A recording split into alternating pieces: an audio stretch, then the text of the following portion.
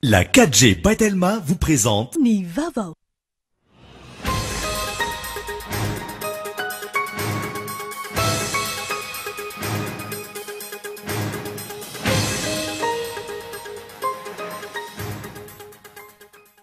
Taorina ny fifanaovan-tsinity eo amin'ny Praiministra sy ireo sendikan'ny mpampianatra sasatsasany fa nytanina maro no mipetraka ao an-tsainy ny mpanara vaovao.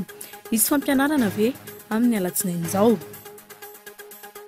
Fitakiana sendikaly samihafa ampikatso ny famoriketra eto an-drenivohitra ny sendikaly ny mpiasan'ny sampadraran'ny hetra ny herinandro izao tsy isy ny service minimum. Ho an'ny mpanabe kosa dia sendika valo amin'ny 7% ihany no nanaso ny fifanarahana ka hiverina mpianatra mitohy arak'izany ny fitakiana ho azy ireo. Tsy misy nohajainy ny orinasa QMM ny fifanekena tamin'ireo tompony tany izay ampiasain'ity orinasa ity raha nambarany ny solontenan'izy ireo izay tonga teto Antananarivo voahitsakitsaka manoloan'izany ny zon'olombelona sy ny lalàna mifehy ny fitrandrahana raha nambarany fiarahamonim-pirenena.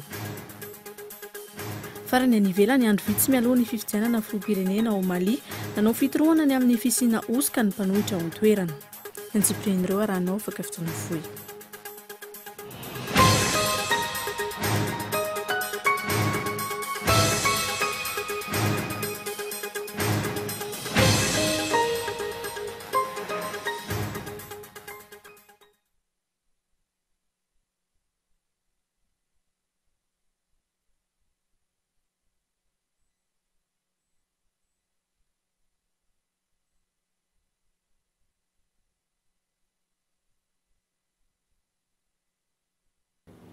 Miarahaba tompoko kilasy tompoko vavy tonga sondray eto anatin'ny fotoanan'ny fampahalalam-baovao asiana mpanajana ianao anaraka izany hatramin'ny farany.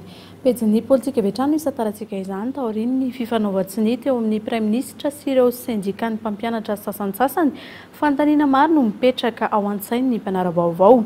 Isy fampianarana ve ny alatsinainy izao fa olana maritra tokoa ve no noraisiny ny fitondram-panjakana miroro-saina na ny ray aman-dreny fa indrindra ihany koa ireo mpianatra izay hiatrika ny fanadinana sy ny toy ny fampianarana. Ary avetrany ny fanadihadiana mikasika izay. Rehefa ny atom-bolana maro ny fampianarana teto Madagasikara, vokatry ny tsy fihainoan'ny fitondram-panjakana ny mpampianatra mpanabe. Nanambara ny Praiministra omaly fa miverina mianatra ny mpianatra fa hita ny maromaritra iraisana teo amin'ny fanjakana sy ireo mpampianatra mitokony ka nomarihana tamin'ny fifanaovan-tsony. Taorian'izay anefa reteny rehetra teny ny feo fampahany amin'ireo sendika mitokana ihany no tonga teny mahazo arivo ny andron'ny omaly. Eo ihany koa no hoe iray isan-jato amin'ny fitakiana no voavaly fa ny 7.7 isan-jato ambiny kosa mbola baraingo. Manoloana izany rehetra izany fanontaniana maro no mipetraka an-tsain'ny iray aman-dren'ny mpianatra. Vitatreo ve ny fiandrasan-trano nataon'ireo zanany fa hiatrika ny hoaviny amin'izay. Andrato fahalalana mandra-paoviana indray ireo mpianatra. Ijanona amin'ireo fotoana voalaza ve ny daty anatanterana ny fanadina-mpanjakana na teo aza ny fiatoana. Mandrivo ny vato ve ny iray aman-dreny fa tsy ho taona fotsy tokoa ity taom-pianarana 7.7 sy 2.7 sy 2.7 ity. Isan'ireo fanontaniana apetraky ny iray aman-dreny mampianajanaka ireo amin'izao fotoana izao fa indrindra ireo any amin'ny draina 1.20 ankoatra n'Analamanga. Ny alatsinainy no hamaritra ny valin'ireo fanontaniana iray aman-dreny ireo. Raha ny zava-misy aloha hatreto mizarazara ireo mpampianatra. Andany milaza fa hiverina mpianatra manomboka ny alatsinainy izao ho tombontsoany ny ankizy malagasy. Ankilany manambara fa tsy afaka mpianatra ny olona marary raha tsy mahazo fitsaboana. Manoloana izany rehetra izany miandry ny rehetra ary mifampanontany amin'ny hoe inona no antoka fa havan'ny olana tokoa ilay fifanaovan-tsony ka afaka hiatrika mpilaminana ny fianarany amin'izay ny zaza malagasy rehetra manerana nosy. Mahatsapa ve ny rehetra ny tompona ndraiky mpanjakana isan'ambaratongany ny mpampianatra mpanabe ny ray aman-dreny sy ireo mpianatra fa ny fianarana ny lova tsara indrindra. Amin'ny alatsinainy no mifankahita. Fa tokony ho ataon'ny tompon'andraikitra isan'ambaratonga ny lesona ny raharaha Alexandre Benalla any Frantsa amin'izao fotoana izao raha nambarany teo anivon'ny CNDH na ny Vaomera Nasionaly misahana ny zon'olombelona mbola lavitra ny lalana tongavany Madagasikara any amin'ny tany-tandalana marina raha ny fanazavana onasaina. Olona ambony mitana ny andraikitra chargé de mission eo anivon'ny kabinetra ny filoham-pirenena Frantsay no nanapatra fahefana sy ny kasitanana mpanao fihetsiketsehana iray nandritra ny fanamarina ny fetin'ny asa ny voalohan'ny volana May lasa teo. Tsy navelana ny tompon'andraikitra isan'ambaratongany sy ny parlementera Frantsay ho vitavita foana ny raharaha fa nomeloan'izy ireo Rehefa niparitaka tamin'ny haino manjery ity horonan-tsary ity. Cette vidéo, on le voit lors des manifestations du 1er mai, frapper un manifestant. Nandray ny andraiky ny tandapa tao amin'ny Élysée ka nandroaka ity olona akaiky ny filoham-pirenena ity ny zoma lasa teo ary niroso tamin'ny fisavanany tranony taorian'izay. Olona telo eo amin'ny préfecture de police ihany koa no voasazy miaraka aminy. Tsy ny fidianana olona sy toerana raisiny eo anivon'ny firenena ny fandraisana andraikitra sy ny fampiarana ny lalàna, hoy ny tompon'andraikitra manao ny fanadihadiana any Frantsa. Tokony ho lesona fakantahaka ho an'ny Madagasikara ity raharaha ity, hoy ny eo anivon'ny CNIDH na ny Commission nationale indépendante des droits de l'homme. Roa volana mahery teo aoriana ny Frantsay mandray ny andraikiny. Ny an'ny Madagasikara tsy hita ny toy ny raharaha hatramin'izao, toa ny raharaha antsakabary. Tsy azo eritreretina ny hoe nisy polisy anankiroa aloha maty, zany dia hatramin'izao tsy mbola fantatra hoe iza no namono azy, dia mbola tsy nentina teo anatrehan'ny fitsarana izay namono olona. Zany dia zavatra tsy azo ekena.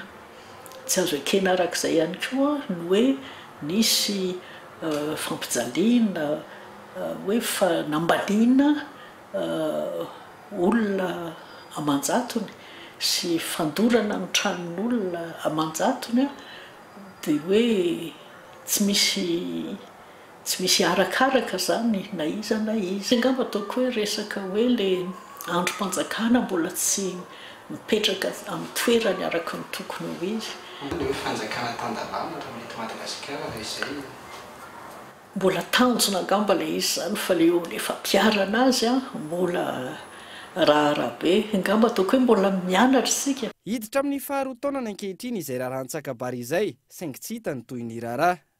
Iza no naniraka ireo mpitandron'ny filaminana nampiasa hery tany an-toerana. Iza no tompon'antoka tamin'ny fampijaliana sy ny fandorana ireo trano fonenana anjatony. Efa vita tamin'ny 29 volana aogositra teo, zany hoe mbola vao herinandro lasa izay no nahavitan'ny fanadihadiana an'ireo mpitandron'ny filaminana 100 izay nanatanteraka ny hiraka taty Antsakabary tamin'ireny fotoan'ireny, ary dia hoentina eo anivon'ny fitsarana ny raharaha amin'izao fotoana izao. Ilazana amintsika hoe tsy mipetra-potsiny akory ny fitondram-panjakana, fa misy tokoa ny fanapahan-kevitra raisina sy ny fandraisana andraikitra manoloana ny zavatra nitranga teto amintsika teto. Toa ny mazatra tsy hita ny toy ny raharaha. Hatreto ihany koa tsy hita ny fipetrany ho raisin'ny fanjakana tamin'ny fanapara-pahefana sy ny fampiasa-kery nataony mpitandron'ny filaminana tamin'ny mpianatra teny Votovorona ny 9 Jolay lasa teo. Mpianatra izay tsy nitondra fitaovam-piadiana fa nanao fitakiana tsy anterisetra. Bomba mandatsa-dranomaso sy fampiasa-kery no setrin'izany. Aiza ny fanjakana tandalana sy ny demokrasia dradradraindray ny fitondrana HVM saiky ho isan'andro. Raha ny velany mandray ny andraiky ny parlementaire ary manao enquête parlementaire amin'ny raharaha mafana toa ny any Alexandre Benala. Ny eto amintsika variana miady ny tombontsoa manokana toa ny fiara 4x4 sy ny kolikoly izay no afantarana ny sasatsasany amin'ny parlementaire. Miandra ny rehetra amin'ny fandraisana andraikitra, ny fanaraha-maso izay fanambarana atao, ampanjakana ny tany-tandalana sy ny ady amin'ny tsy maty manota. Fa eo amin'ireo fitakiana sindikaly samihafa ampikatso ny famoriketra eto an-drenivohitra, ny sindikaly ny mpiasa ny sampandrarany etra ny herinandro izao, tsisy ny service minimum raha ny fanazavana, tsisy intsony ihany koa ny fandraisana ny raharaha rehetra. Ho an'ny mpanabe kosa ihany koa ankilan'izay dia sindika 8 amin'ny 17 no nanasony ny fifanarahana ka iverina ampianatra indray ho an'ireo tsy nanasony izany dia mitohy ny fitakiana indrindra ho an'ny saim-pamafanadihadiana vetrany. Ao anatin'ny fitokonana sy fitakiana ara-tsindikaly samihafa, nilaza ny tsy hanao service minimum ary ampikatso ny famoriketra eto an-drenivohitra ny mpiasa ny sampandrarany hetra ny herinandro avy izao. Antony sivy ny fitakin'izy ireo tany am-piandohana rehefa nahena hotely ankehitriny, saingy tsy mbola misy resaka ny famaliana azy. Iamafy araka izany ny fitokonana raha ny fanazavana ho akatina avokoa ireo ivitoeram-pamoriketra manerana ny nosy raha ny fanazavana trano. Isan'ny votoatin'ny fitakin'izy ireo izay tsy ampandeferina raha ny fanazavana ny tokony anafoanana ny fifanarahana amin'ny orinasa ametisy. Hotohizana ny tolona ary mbola tsisy miasa, tsy misy ny service minimum manomboka alatsinainy zany dia hiditra mafimafy kokoa zay. Ny ataonay arangamba dia antsoavo anareo nareo mpandohetra nareo opérateur satria raha privé no andray ny hetra ataonay ny ametisa zany dia izy tsy maintsy isy tambiny ambony nalaina ety amin'ny fanjakana ho alohanareo any zany lasanao double taxation zany sady andoharena reo zany mandoaty aminay ety dia izay zavatra zay tsy avesatra nefa taloha nareo no nandeha telo somme taty dia lasa mety isy zanany kely zay zavatra zay. Ny politique générale de l'État dia milaza fa hoe nampiantso ny gouvernement isan-karazany izy mba hisiny fitoninana ny apaisement ama ny olana miaraka amin'ny syndicat nefa tsy nanao an'izany tao ministèren'ny fitantanam-bola sy ny teto-bola. Eny taosy no anombohan'ny syndicat ny mpiasan'ny sampandrarany hetra ny sitinina ny alatsinainy izao raha ny fanazavana trano. Ankilany mienjandroa ny tady eo amin'ny mpiasan'ny sampandrarany hetra sy ny taleparitra isan'izay ny automasina. Misy ny fanerenareo mpiasa iasa na iraisan'ireo syndicat manerana ny nosy aza ny fitakiana. Taratasy fangatahana fanazavana kosa no miandry ireo izay tsy manaraka ny baikony. Nisy ny fidinan'ny mpitarika sindikaly tany an-toerana ny fampiresaka tamin'ireo mpiasa sy ny talemparitra saingy samy miziriziry amin'ny heviny ny rotonta hatreto. Ankilany kosa ho an'ny mpanabe miisa 9 amin'ireo syndicat 720 ihany no nanasony ny fifanarahana sy nanaiky hiverina mpianatra raha nambaran'izy ireo. Manamafy kosa ny sempama fa isy ny hetsika lehibe ho ataon'izy ireo ny herinandro izao. Tokony tena le hoavy mpampianatra mpanabe amin'ny akapobe mihitsy no dinihana sy apetraka mba ao anatin'ny 20 taona tsy hiverina intsony ny zavatra sahala amin'izao eo anivo ny fampianarana sy fanabeazana. Mikararana eny vola amin'izao fotoan'izao hanakaramana ireo mpampianatra ireo ary ny mpanao politika isatsokajiny dia miasa ao anatin'izany zavatra zany. Noho izany ho an'ny sempama zany dia amin'ny talata ho avy zao dia efa nafarana ny rehetrarehetra any amin'ny faritra fa isy ny filakevi-pirenena ho an'ny fampianarana sy fanabeazana karakarain'ny sempama. Dia aorian'ny filakevi-pirenena io dia isy fanambarana lehibe zany izay omena ny mpampianatra mpanabe rehetra sy hoena mponina eto Madagasikara. Arak'izany tsy tsatra ny fitakiana sindikaly na ny eto an-drenivohitra na ny any amin'ny faritra manomboka amin'ny herinandro io raha toa ka manamafy orina ny fitakiana iraisana ny eo anivon'ny sampandrarany hetra mizarazara kosa ireo mpanabe. Famitaky ny ampiarana andidim-panjakana amin'ireo izay nampiatoana tamin'ny asany sy notapahana karama ny eo anivon'ny solidarité syndicale de Madagascar samy ambany lalàna ny rehetra ka tokony anajany lalàna sy ny zo sindikaly raha nambaran'izy ireo. Fanadihadiana vetrany. Mijanona ho kabary ambola-tabatra ary tsy misy fampiarana ireo didim-pitsarana ny voaka ny amin'ny famerenana ireo mpiasa amin'ny asany sy tapaka karama toa ny Air Madagascar, Jirama sy ny maro hafa hoy ny filohan'ny SSM tamin'ity androany ity nandritra ny valan-dresaka ny fanaovany tamin'ny mpanao gazety. Mitoy ny tolona sindikaly ary mafy vokatra izany raha ny fanazavana. Tolona satria nahoana mbola tsy voavaly daholo ireo fitakiana izay nataon'ireo syndicat maro samihafa ao anatin'ny SSM. Anisan'izany ny fangatahana ireo minisitra izay tokony hiala, anisan'izany ny minisitra Rindra-Andriamandavy. Misy ny syndicaliste izay voaroaka tamin'ny asany ary misy didim-pitsarana mamerina azy ireo kanefa dia hatramin'izao mbola tsy naverina amin'ny asany ireo ary mbola tsy naverina ny karamany, mbola tsy naloa tamin'izy ireo ny vola izay tokony alohan'ny fanjakana sy ny mpampiasa azy amin'izy ireo. Anisan'izany ny Hermad, Jirama, Artec ary SMMC Portomasina fanodikodinana ny volam-panjakana sy ny asa-panjakana mihitsy kanefa dia mbola mini ihany koa ny ministry ny vola tsy mandray ireo syndicat ny impôt douane na ireo mpiasa-panjakana izay mangataka fihaonana taminy. Miantso ny Prime Ministre ny eo anivon'ny SSM hanome fehim-potoana ireo ministra ampiarana ny didim-pitsarana. Anahoana moa ny Premier Ministre no mavita manao ultimatum 72 heures amin'ireny mpanabe reny sa rehefa kely dia tsy mba mamindro fa ireo ministra izay omena baiko efa ho ray volana tsy manaraka tsy hanaovana ultimatum izay koa mba mangataka monsieur le PM hoe mba hanaova ultimatum koa ireo ministra ireo hoe omena 24 heures ianareo, omena 72 heures ianareo mba hanatanteranareo an'ireo didinao ireo fa maninona tsy atao an'izany. Itoy ary anamafy ny hetsika sindikaly ny eo anivon'ny solidarité syndicale de Madagascar raha tsy misy ny valiny mahafapo ny amin'ireo fitakian'izy ireo raha ny fanazavana hatrany.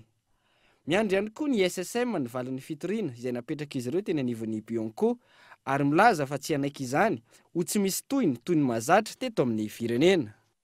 Lafy vaovao kosa indray tsy misy nohajain'ny QMM ny fifanekena izay nataony tamin'ireo tompony tany ampiasainy ity orinasa ity raha nambarany solotenan'izy ireo izay tonga teto Antananarivo vohitsakitsaka araka izany ny zon'olombelona sy ny lalàna mifeny fitrandrahana ho ny fiarahamonim-pirenena. Araovetrany fanadihady.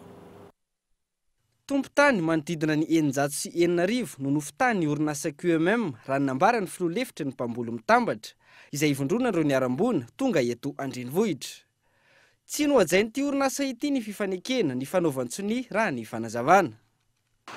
Tsy mbola nisy ny volanomena nanomboka tamin'ny 2005 jusqu'à tamin'ny 2015 vao nisy an'izay filet de sécurité zay. Io filet de sécurité tokony halana 5 millions par tête de francs isan-taona satria karazana dommage. Raha namery zareo tamin'ny 2015 1 million de francs par tête men'olo. Tsy nisy nahazo 4 millions hoe natao aiza io vola 4 millions. Andeha ny tamby ny nomenanay tao tamin'ny 500 par metatra toradroa, tamin'ny 20 tamin'ny 100, tamin'ny 700. Nisy anefa ny taratasy mifanarana tamin'ny 3 arivo talohan'izay nefa raha faniavy ny fandoavana ny vola taty amin'ny 500, 100, 100 io zakany. Vohitsakitsaka ny zon'olombelona sy ireo lalàna mifeny fitrandrahana raha nambaran'ny fiarahamonim-pirenena Gradoy. Olombitsy no mahazo tombotsoa amin'ny fitrandrahana fasimainty ataon'ny orinasa QMM raha ny fanio-kevitry ny mponina avy any an-toerana. Ekena aloha fa nanao développement zareo tao. Fa développement de développement ho an'izay akaiky ny commune ihany fa sy ho an'ny be sy ny maro.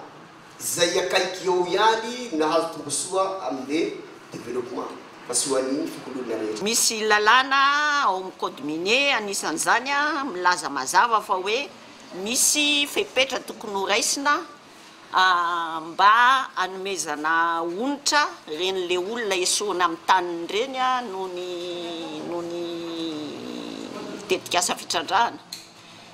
Dia anisany zo anankiray vohitsakitsaka zany izay le zo ahazo onitra aradrariny. Tsy ampiariana jono, omby, ny fambolena isan-karazany ao amin'ireo komuna telo, Taolaniaro, Ampasinampona, Mandromborombotra, ireo no isan'ny misedra olana vokatry ity fitrandrahana ity ho iatrany ny fanazavan'ireo mponina. Andrasana ny fanazavana avy amin'ny tompon'andraikitra isan'ambaratonga ny manoloana izany, fa ihany koa ny avy amin'ny orinasa QMM.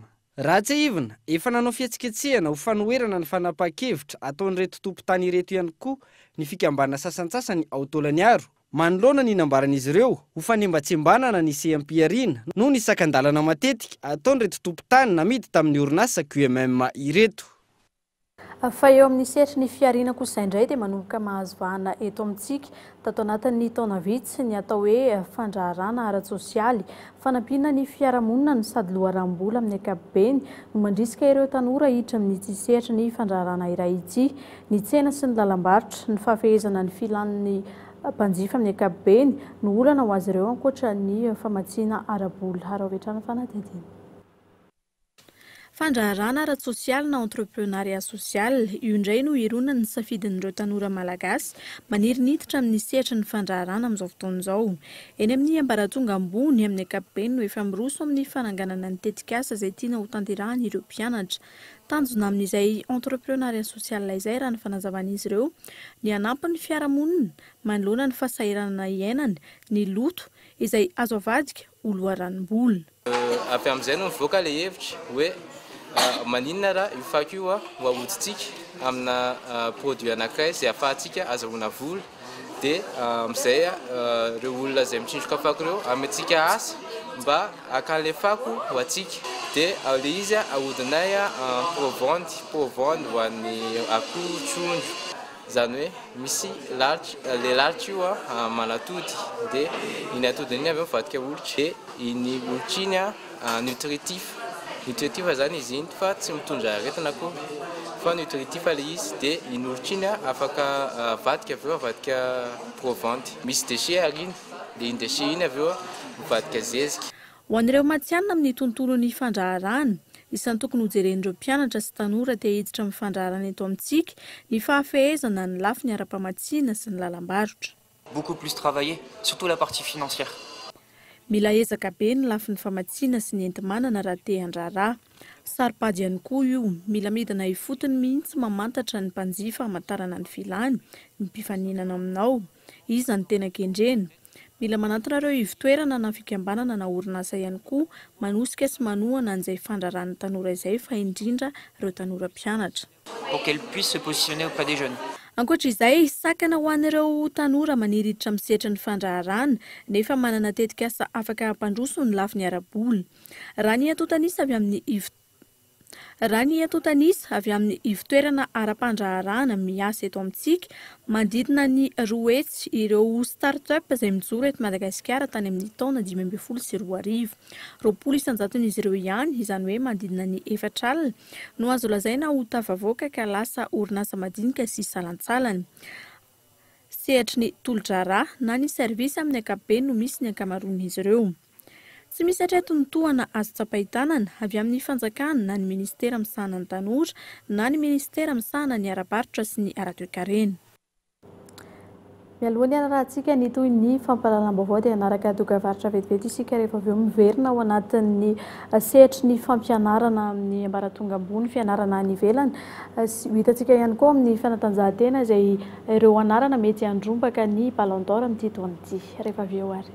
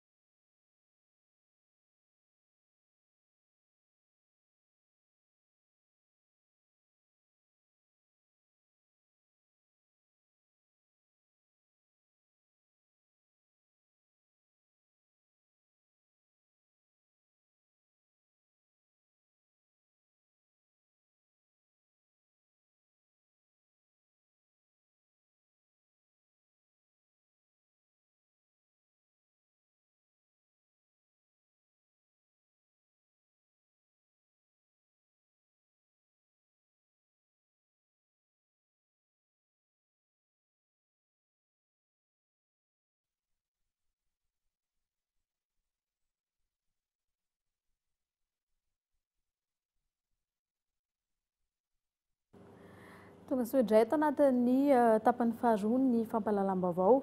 Ny horonan-tsary Future World no arahinao ary ny fampahalalam-baovao. Rehefa avy eo hanohizantsika ny fampahalalam-baovao kosa eo amin'ny sehatry ny fampianarana any ivelany. Antoko ny fandrosoan'ny firenena sy ny vahoaka ao aminy ny fanabeazana ary mitana anjara toerana lehibe amin'izany ny fampianarana ambony. Zava-dehibe ihany koa ny sy ny fiara-miasa amin'ny firenena any ivelany ampivoarana izay tontolon'ny fampianarana ambony izay. Fifanarahana tamin'ny Aostralia ohatra no nahafahan'ny Madagasikara mandefa mpianatra makany an-toerana ary mifanakalotra ekefa ihany koa tompona antoka amin'izany ny sekoly Vatel Madagasikara. Fanadihadiany Albertin Ramialerivo. Samy miaiky ny rehetra fa zava-dehibe ny fampianarana sy ny fanabeazana ahafahana manomana ny ho avy ary ampandroso ny firenena. Mitana anjara toerana manokana anatin'izany ny fampianarana ambony sy ny fisokafan'ny fahafahana manono ny fianarana ny ampita. Fiara-miasa eo amin'ny firenena malagasy sy Australiana ohatra. Ny fahafahan'ny mpianatra malagasy mifanakalotra ekefa na mandefa mpianatra any an-toerana amin'ny alalan'ny sekoly ambony Vatel izay misy eto Madagasikara sy eo amin'ny sehatra iraisam-pirenena. Voalohany indrindra aloha antsika malagasy opportunité lehibe le izy ahafahana mifanakalo amin'ny fianarana any ivelany, ahafahana mahita zava-baovao dia eo ihany koa araka ny voalaza teo hoe ny kalitaon'ny fampianarana zany ambony dia ambony any Australie, izany hoe izay no anisan'ny ny point lehibe indrindra voalaza teo zany. Eo ny hoe ny fisokafan'ny université any Danford College aty Madagasikara izay Juillet. Ny gasy rehetra angamba ny patriote daholo, izany hoe tombontsoa le izy satria rehefa mandraty fianarana any ivelany ianao manana ny voalohany indrindra aloha mandraty fahalalana. Eo ihany koa hoe mitondra traikefa, izany hoe traikefa azonao avy any amin'ny tany mandroso zany zavatra tsara afaka hoentina ampiarina eto daholo. Ny fandraisako an'izany aloha dia tsara aloha zany Madagasikara satria ilay ankizy tsara mahita formation hafa any ivelany mba hoentiny eto amin'ny pays. Raha ho an'ny tanora malagasy dia mba tsaratsara zany izy hoe any andafy indray zany ny manao étude ale olona. Non, mahatsara an'izany. Misy opportunité betsabetsaka le malagasy. Ohatra mitady asa any ivelany, manao expérience vaovao. Isan'ny sakana amin'ny fianarana any ivelany eo amin'ny enti-manana. Mahaleo tena ary afaka miasa no sady mianatra ny ankizy mandrato fianarana any Aostralia raha ny fanazavan'ny tompon'andraikitra. Ny fahaizana ny tena investissement mihitsy. Rehefa manam-pahaizana ianao manana mivoaka amina université tsara, azo atao hoe tena manana le fahaizana mihitsy dia tena ahafahanao manana asa tsara iny, ahafahanao mivelona, ahafahanao manangana ny orinasanao dia izay ma-investissement anazy. Marina any amin'ny Melbourne zany any Aostralia amin'ny ankapobeny mihitsy sady afaka miasa no mianatra mpianatra any. Dia rehefa miasa izy mahazo karama iny dia iny karama iny ihany afaka andohavany frais de scolarité any, iny karama iny ihany afaka andohavany hofantranony, iny karama iny ihany afaka andohavany sakafony dia afaka tena mivelon-tena tanteraka izy. Tanjona amin'izao fiaraha-miasa izao raha ny fanazavana ny ananganana université australienne eto Madagasikara. Isokafan'ny lalam-piofahana comptabilité sy finance amin'ny teny anglisy. Afaka miditra amin'ny sehatry ny asa avy hatrany ny mpianatra aorian'ny fianarana mandritra ny roa taona. Eo amin'ny trangam-piarahamonina kosa indray ny 20 Jolay lasa teo nampiatoana fandroany ny asan'ilay orinasa mpandoro arona plastika sy goudron etsy Andotapenaka taorian'ny fitokonana sy fanairana izay nataon'ny fokon'olona niaraka tamin'ny ivotoerana CDA Andotapenaka. Raha iverenana ny zavan-tranga tamin'ny 20 Jolay 720 izany hoe eritaona katroka androany no nisy ny fampiatoana voalohany an'ity fandorana goudron ity izay miteraka voka-dratsy sy aretina samihafa amin'ireo mponina manodidina. Tsy voaja anefa io fanapahan-kevitra navoakan'ny distrika an'Antananarivo voalohany io hatramin'ity herinandro ity. Ny ampitson'ny voany io fanapahana io ihany tamin'izany fotoana raha ny fanazavana dia efa niverina ny fandoroana izay nataon'ilay orinasa milaza ho mahitahita ary mandraona ireo olona. Niverina ny tokony nandray ireo olona tamin'ity herinandro ity ary nitondra ny raharaha tamin'ny ambaratongan-drafitra rehetra voakasika. Manamafy ny fandraisana andraikitra isin'ny fanaraha-maso ny fampiarana ity didy vaovao nivoaka farany ity ny fokon'olona sy ny ivotoeram-pampandrosoana etsy Andotapenaka. Raha avy hatrany ary ny fanampanazavana Ira Barson Iranto mpampandroso raharaha eo anivon'ny CDA. Fa tamin'ny alarobia namoaka didy indray ny boriboritany voalohany ampiaton'io zavatra io dia antenainay fa tsy toy ny iverina indray ny teo aloha hoe iverina andoro izy fa mba manantena izahay any ampiarana ny mpanakery ity lalàna mivoaka ity. Andraikitra CDA manara-maso fa misy rafitra natsanganay olom-pirenena ihany vonona hitondra fampandrosoana ilaza ny zavatra tsy mety sy ny tsirariny eny anivon'ny fokontany dia ireny antsoina hoe cellule de veille ireny no manara-maso io fanarahana nyity taratasy mivoaka ity ary raha ohatra ka misy fandikana izany dia avy hatrany zareo dia manantona ny ambaratonga fototra voalohany izany hoe manantona ny fokontany raha sanatria moa ny fokontany tsy miaino izay fanairana ataon'ireo olom-pirenena ireo dia miakatra hatrany any amin'ny ambaratonga ambony. Eo amin'ny vaovaony tsy fandriampahalemana kosa dia mandry tsy lavoloha ireo mponina ao amin'ny komina Bemanonga distrikan'ny Morondava anton'izany ny tsy fisian'ny fandriampahalemana saika ho isan'andro raha nambaran'ny ben'ny tanàna any an-toerana no isehon'ny fanafian-dalo. Mikael Ramallah. Basy mahery vaika ireo no entin'ny dahalo manafika ao amin'ny distrikan'ny Morondava indrindra ao amin'ny komina Bemanonga. Tsy ampy ny fitaovam-piadian'ny mpitandro filaminana ka antony mampirongatra ny asan-dahalo izany. Ankoatra izay, tsy mifandanja ihany koa ny herin'ny dahalo sy ny mpitandro filaminana noho ny fitaovana efa nilaozan'ny toetry ny andro, hoy ny fanazavan'ny miadamana Roberto, ben'ny tanànan'ny komina Bemanonga distrikan'ny Morondava. Ny zava-misy aloha amin'izao fotoana izao dia tsy mandry alina, tsy mandry atoandro ny vahoakan'ny komina Bemanonga satria isan'andro vaky izao dia misy fanafiana mitapy-adiana ary mitapy-adiana mahery vaika toy ny Kalaky, Mas36 no andesiny dahalo tao amin'ny kominiko. Tao amin'ny tanàna tao hoe Tanantsoa, foka komina Bemanonga, fokotanin'ny Akazomanga, omby zato no lasany dahalo. Dia maty moa ny tompon'omby sy ny zanany sy ny mpanaradia ray dia dahalo ray zany matin'ny mpitandro filaminana zandary sy miaramila teko resahana eto. Ireo tompon'omby ihany koa no tena lasibatra amin'izay asa-sandalo izay ary saika ho efa isan'andro. Io alatromby io dia mandeha mikisaka makagny amin'ny faritry ny tanambaony Mandabe izay efa malaza be ao amin'ny faritry Menabe. Fa ny mahagaga dia tsy mety tratra izay eo amin'ny lasa fanaizana zany dia nisy ny ainana fohy. Ary raha tena hiady amin'ny tsy fandriam-pahalemana amin'ny fitondram-panjakana dia raha fangatana dia hoe ahoro aby ireo basy rehetra isaky ny commune isam-paritra satria tena mirongatra loatra ny asan-dahalo satria amin'izao fotoana izao ny ka hatramin'olo dahalo hatramin'olo boaka ny gadra afaka mitaha basy olo avy namono olo afaka mitazona basy mbola sarotra ny vidy anana eny an-tsena toy izay mividy basy amintsika miteny izao. Isan'ny mampirongatra ity asan-dalo ity ihany koa ny fisian'ny fanondranana omby any ivelany. Sahiran-tsaina ny mponina ary maro ireo tsy tafiditra ao anatin'ny lisam-pifidianana noho ny tsy fipetrahan'izy ireo ny tanàna noho izay asan-dalo izay. 300 taon'ny mponina ihany araka izany no mazoto amin'izay fifidianana izay noho ny avitsin'ireo olona raha ny fanazavana trany. Mampametra-panontaniana ny mpanara-baovao na misy ifandraisany amin'ny fandriam-pahalemana ao amin'ny komuna Malemband ihany koa ity tsy fandriam-pahalemana ao amin'ny komuna Bemanonga ity. Ny sehatra ny kolontsaina kosa indray no hanoizantsika ny fampahalalam-baovao. Misy fiantraikany ratsy eo amin'ny zazalahy tsy fampiarana ny fomba fanatontosana ny famorana izay natao tamin'ny endriny fahiny hoy ireo mpandala ny fomban-drazana sy ny mahamalagasy izay nanaovana fanadihadiana. Misy heviny avokoa raha ny fanazavana ny fitaovana rehetra izay nentina natanterahana ny famorana nentim-paharazana. Lala Volomyanta. Mirona mankany amin'ny didimpoitra moderna na ala amerikaine ny ankamaroan'ireo malagasy amin'izao fotoana ka efa saika manadino ny fomba nentim-paharazana entina hanatotosana io famorana io avokoa ny rehetra. Misy fiantraikany ratsy eo amin'ny zazalahy anefa ny tsy fampiarana intsony an'ireny fomba ireny raha ny fanazavan'ny mpandala ny mahamalagasy iray.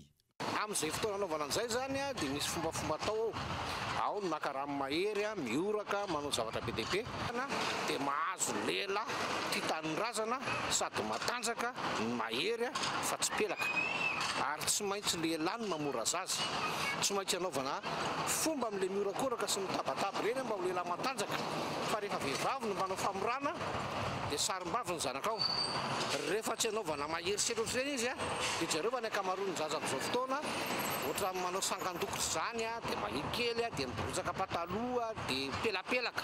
Raha ny fanatotosana ny famorana ara-pomba malagasy manana ny heviny avokoa ny fomba sy fitaovana rehetra nentina nanatanteraka izany. Ao anatin'izay famorana izay dia misy ilay makarano mahery dia satsika teo asiana mazaka, asiana akondro, asiana fary, asiana volontsangana. Mazaka zaka tokantrano, ny akondro tsy maty raha tsy mamela taranaka, ny fary mamy tsy lany mamina, dia ny fataka velon-dravony viriliny zany mba tsy hanazavako zavatra be dia be. Ny vity ny famorana iny dia voana setroka afom-bolontsangana ilay zaza mba volontsangana atsangana ny zavatra rehetra atao ary ny volontsangana ny ravim-bolontsangana dia izao na maina aza dia velona foana. Lafin-javatra maro no antony safidianan'ny malagasy ny vanim-potoana ririnina anatanterahana ny famorana na ny didipoitra na ihany koa ny asoavana ka isan'izany ny tsy faharetan'ny fery amin'ny fotoanan'ny atsika. Mbola eo amin'izay lafin'ny kolontsaina izay hatrany tsy ampy ny sehatra anehoana ireo mpanao vakisova ny talenta ny eto amintsika ary zary adino ihany koa ity kolontsaina ara-javakanto ity raha nambaran'ireo mpiangaly azy noho ny fiheverana diso miparitaka eny amin'ny fiarahamonina mikasika ny sova sy ny mpiangaly azy. Fanadihadiana hatrany. Kolontsain'ny ambany tanàna sokajian'ny fiarahamonina ho mpanao herisetra ireo raha nambarany mpikirakira ny sova ny lazaratsy mahazo ny sova sy ny mpiangaly azy eny anivon'ny fiarahamonina ankehitriny. Zary very anjavony ary tsy hita intsony ity kolontsaina ity raha ny fanazavana noho ireo antony ireo tsy ampy vokatra izay misehatra ahafahan'izy ireo maneho ny talentany. Io vakisova dia kolontsaina malagasy izay sainga rendry torimaso zay na faralahina sotoavana tsy izay ny tokony izy. Vanao vakisova ireo mifankalala foana mialatsiny amin'ireo hoe sanatria misy trangam-piarahamonina misy fiaretatory mifandray ireo tsisy herisetra fa le toe-tsaitsika mihitsy ny elako tsy neto raha ohatra somary masitsika hoe ny mpanao vakisova tompoko dia Juillet sanatria izay zava-draika zay le kolontsaina hoe mba ezahana ho diovitsika hoe tsy ny mpanao vakisova sanatria an'izany ny mpanao herisetra rariny kosa raha mba hoe mba misy zany hoe lapany vakisova zany. satria ao zany ifampitana le tranga ao amin'ny fiarahamonina satria zay zava-misy any fiarahamonina dia vetesina kiry.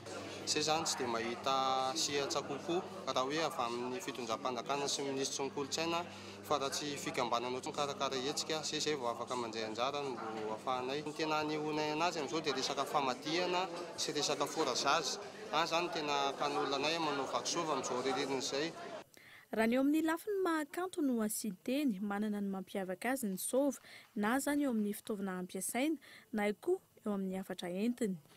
Ny zava-maneno ampiasainay maha hoe kolotsaina sy vakoka malagasy anazy aloha dia izay tsy mampiasa zavatra avy any ivelany fa aponga tapaka ny ampiasainay izay antsoin'olona hoe jembena tamtamma dia misy konkoa ny langorona fa alana ny mampalangorona anazy dia mivadika izy ataony mpanao sova hoe jomotsaka dia kopantsina izay mahasova ny sova. Dia mametym izy dia manentana amin'iny amin'ny alalan'ny sova amin'ilay vahoaka. Miantso ny mpanao politika moa nefa tsy lazaina intsony any anaty propaganda. Mamefantsy zany ohatra ny hoe hitanao zao mamefantsy ohatra ny hoe resaka herisetra dia hoe antsoantso tabatabalava iray tanàna. Amin'ny herisetra tsy mety miantso isy fiafarany na amin'ny radio na amin'ny télé midradradratra fa mipopoka sy mirevidrevitra amin'ny feom-basy. Mampivaragnosa no mampiakamidina ny tositra any Juillet amin'ny basy ako saritava izay vahoaka gasy sy avec basy sy afaka amin'ny danse fa dia mioroso ny tsangam-boly tsy mahita toroko fokony leran'ny tanàna vao miheno izany. Raha ny fanazavana trano isan'ny fanohitra iray ampitoviana ny fomba fijery mikasika ny vakisova sy ny mpiangaly azy ny fanomezana sehatra azy ireo hamaky-batsilana ny zava-misy iainan'ny sarababem-bahoaka eny anivon'ny fiarahamonina no ny fahantrano. Eo ihany koa ny rara-politika eto Madagasikara izay tsy mandeha araka ny tokony ho izy raha nambaran'izy ireo.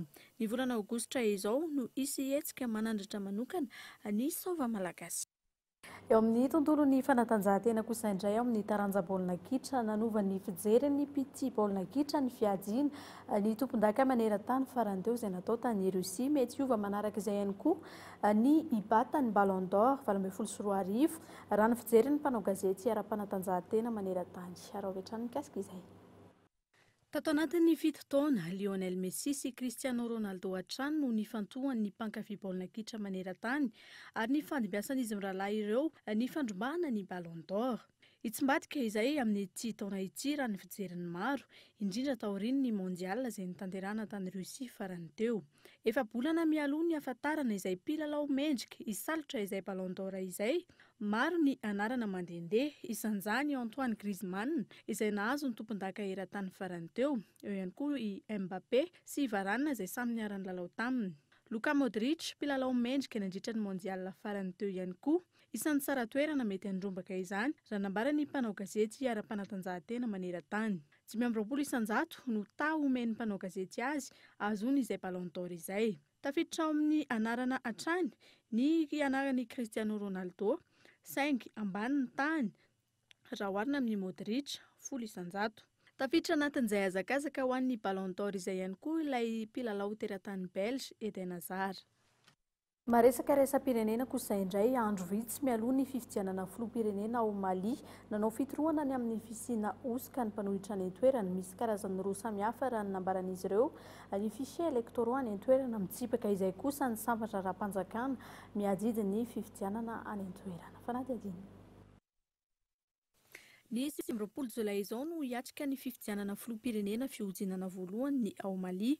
Miisa 420 ireo kandida anatin'izany, isan'izany ny filoham-pirenena amperinasa.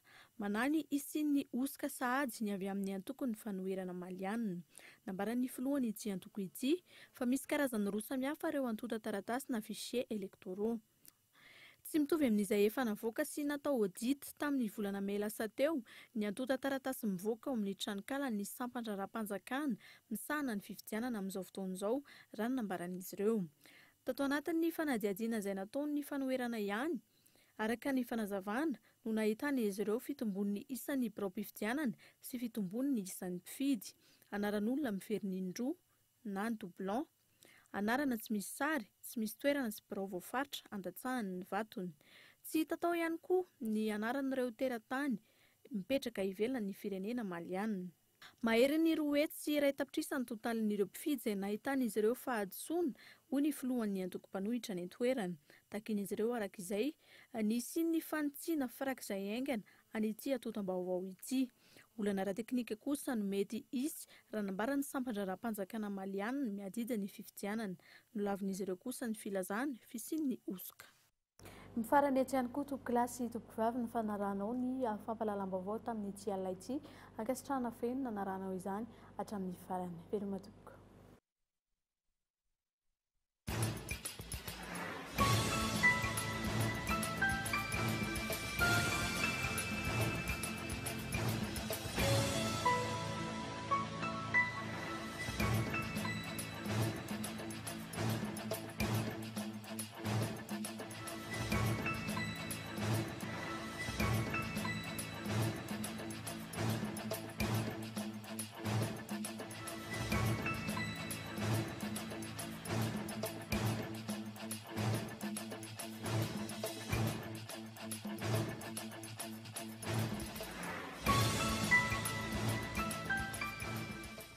La 4G Patelma vous a présenté Ni Vaovao.